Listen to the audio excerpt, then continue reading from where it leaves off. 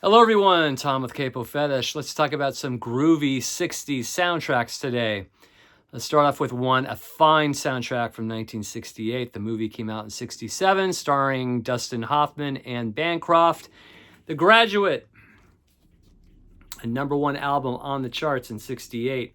All songs written by Paul Simon. Most of the songs pretty much performed by Simon and Garfunkel. A little bit of incidental music by David Grusin.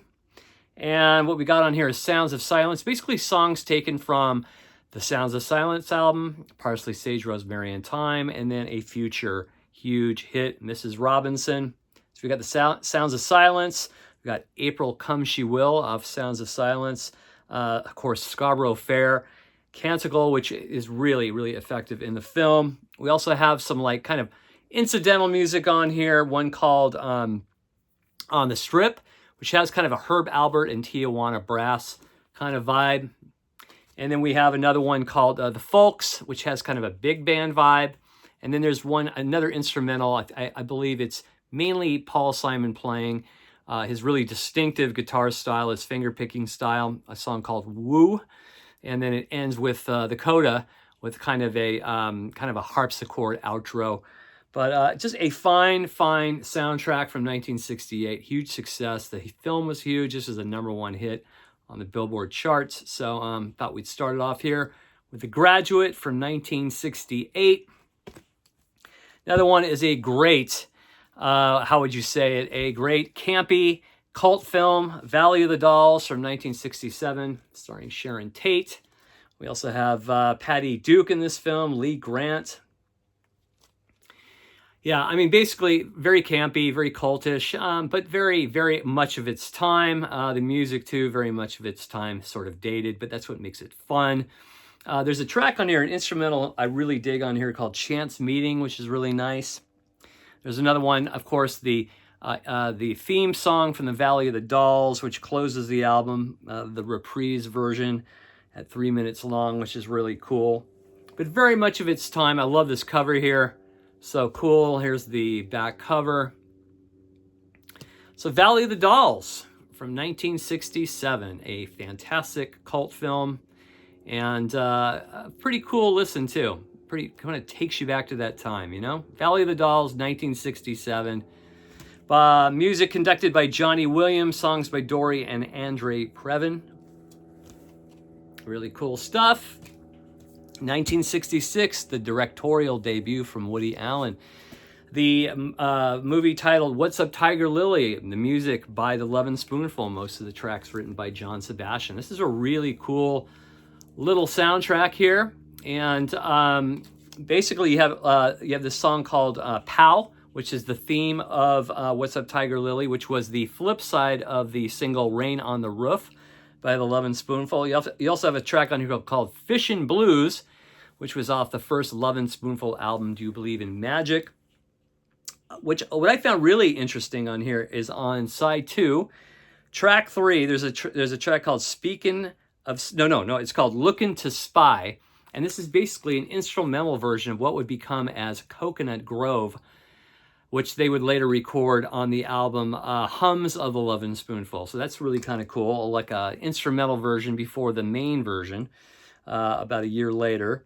The end title kind of reprises Fishin' Blues. You've got Introduction to Flick, which has a little Woody Allen dialogue going on. So Lovin' Spoonful, they'd crank out 4 albums in 2 years and 2 soundtracks. Pretty amazing. These guys were just on fire for 2 years, from 65 to 67. And this was the first of their 2 soundtracks. The second one being, what was that? You're a Big Boy Now. Another great soundtrack. So yeah, just Lovin' Spoonful. They could do no wrong between those 2 years, and then they were just gone. So very prolific band. Not a lot of people talk about them, but there are riches to be discovered throughout their catalog. They weren't just a singles band. They were an albums band. Those first 4 albums are just stellar. And this is a fantastic little soundtrack to the Woody Allen film. What's Up Tiger Lily from 1966. We got to throw this one in here from 69, Midnight Cowboy, of course, featuring the huge hit Everybody's Talking by Nilsson, starring Dustin Hoffman and And John Voight. This was rated X when it came out in the theaters. This is a rare rated X movie that won Academy Award. Not triple X, but X. And another just fabulous soundtrack. The Midnight Cowboy theme is so cool. The instrumental, love that melody. And you got Everybody's Talking, of course. Composed by Fred Neil, sung by Nielsen, which is a huge hit. You got a track on here composed by Warren Zevon called He Quit Me Man and sung by Leslie Miller. You have another track on here called Jungle Jim at the Zoo, sung by Elephant's Memory. Really, really cool. Really dark film and pretty heavy for its time, coming out in '69. A lot of nudity, a lot of just, just controversial subject matter, but it won an Oscar, and it's fantastic. So Midnight Cowboy, 1969. Here's the back cover. There's the songs listed. Came out on United Artists Records, and some good stuff here. Midnight Cowboy from 1969. One of my favorite soundtracks of all time and one of my favorite films of all time, Planet of the Apes, the first one. Nothing really beats this film. All the reboots and the sequels don't even compare to this film. Charlton Heston just giving an incredible performance, and all the actors in this film. Maurice Evans, Kim Hunter as Zira, Roddy McDowall as Cornelius. I mean, just an incredible cast. There's so many layers to this film. There's so much so much depth to this film and the way it was filmed. Located, my wife and I just got back from a road trip to Lake Powell. We saw some of the areas where they filmed the first scenes of the film, where the astronauts crash land in the water. And I've seen all the other sites too. I've been to Malibu Creek, where they filmed some of the hunt scene where the apes are hunting down the humans. I've been to the beach near Malibu, where they filmed the last scene with the Statue of Liberty. So I think I've seen just about every single location of where this film was shot. And I don't think there's really been any movie quite like this movie that made an impact on me like this. I first saw it on television in 1973. I waited all summer. It came on Channel 2, and it was just a revelation. I saw like the third, fourth, and fifth movies in the theater, Escape, Conquest, and Battle. But I never saw the first movie until it was shown the first time on CBS in 1973, and it made a huge impact on me. I was a huge ape fan. Growing up as a kid, I had all the action figures. I watched all the films. I watched the TV series. I've watched even the reboot series, which is cool, but I just don't think it has the depth of this particular film. Some people might disagree. All good. But I love the soundtrack to this film, the original soundtrack, music conducted and composed by Jerry Goldsmith. I mean, it just, from the opening sequence of Heston in the ship and the opening credits to the hunt scene, there's just so much great music that just goes along so well with every scene in this film. So, Planet of the Apes, a huge influence on me. Love the soundtrack.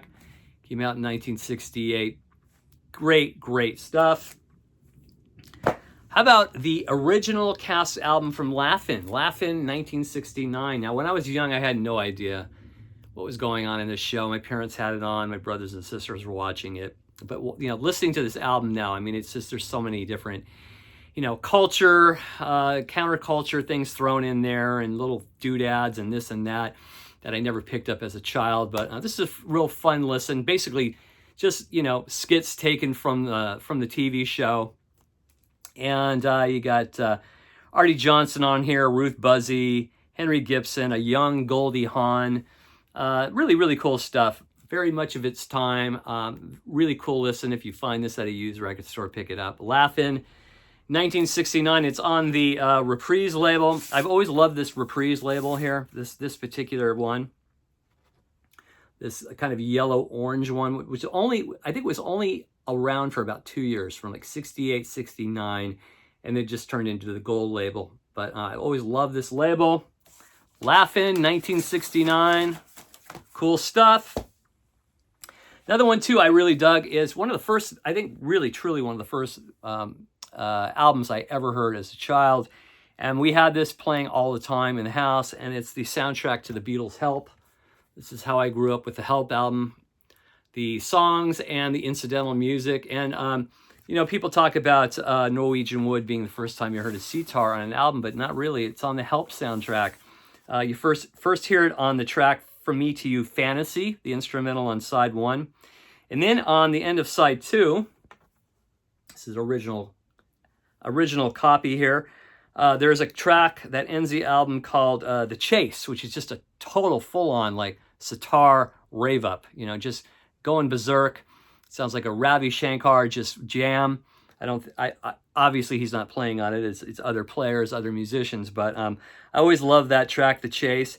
And then I always loved this track on here called it's the Another Hard Day's Night, again, which features like sitar. So yeah, we had this playing nonstop in the house growing up. I love this album. This is one of my favorite Beatles albums. I love the UK version the best.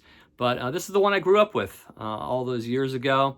Sister had it, and we played it nonstop. So the Beatles Help soundtrack I really dig.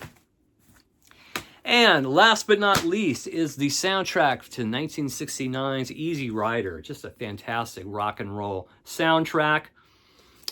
You've got The Pusher and Born to Be Wild on here by Steppenwolf. I think The Pusher is one of their best tracks. Love that vocal by John Kay. You've got a version of The Weight by the band, but this time performed by Smith, who had a huge hit with Baby It's You. And then we got The Byrds, Wasn't Born to Follow, a song off of the notorious Byrd Brothers. And you've got Fraternity of Man doing Don't Bogart Me. And If 6 Was 9 by Jimi Hendrix, which was off of Axis Bold as Love. Just a fantastic collection of songs here. And then a couple of Roger McGuinn songs. It's All Right, Mom, Only Bleeding, the Dylan track, and Ballad of Easy Rider. So fantastic rock and roll soundtrack here, Easy Rider from '69. And what always blew me away about this film was the ending. It was such a dire ending, you know, such a dark ending, but effective. So those are just some of the groovy 1960s soundtracks we're listing today on Capo Fetish. If you have any more to throw into the comment section, please do. As always, thanks for watching. If you dig the content across the channel, please press subscribe. We'll see you soon. Take care, everybody. Bye.